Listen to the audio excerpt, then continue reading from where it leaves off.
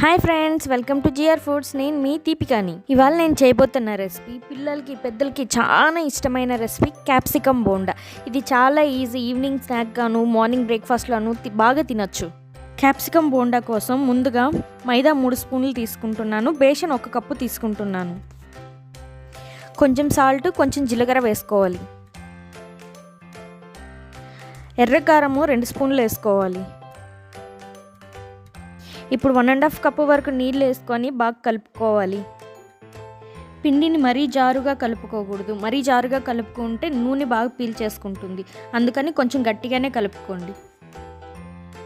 ఇప్పుడు 1 స్పూన్ వరకు వేడి నూనె వేసుకోవాలి. వేడి నూనె వేసుకోవడం వల్ల బోండాలు చాలా క్రంచీగా వస్తాయి, క్రిస్పీగాను ఉంటాయి. ఇప్పుడు మనం కరివేపాకు వేసుకోవాలి.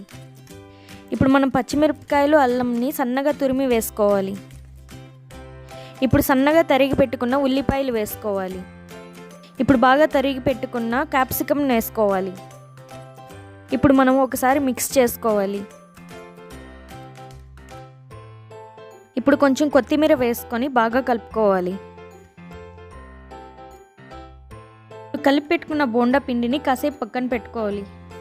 ఇప్పుడు డీప్ ఫ్రైకి సరిపడినంత నూనె వేసుకోవాలి. ఇప్పుడు బోండా పిండిని గరిటెతో కొంచెం కొంచెం నూనెలో వేసుకోవాలి. ఒకవైపు వేపుకున్న తర్వాత మరోవైపుకి తిప్పుకోవాలి. బోండాలని 2-3 నిమిషాల పాటు వేపుకోవాలి. ఇప్పుడు టిష్యూ పేపర్ ఉన్న ప్లేట్ మీదకి తీసుకోవాలి. ఎక్సెస్ ఆయిల్ ఉంటే టిష్యూ పేపర్ పీల్చుకుంటుంది.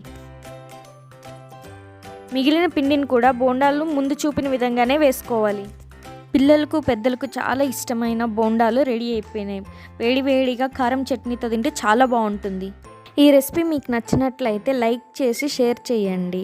కొత్తగా చూస్తున్న వాళ్ళు సబ్స్క్రైబ్ చేసుకోండి.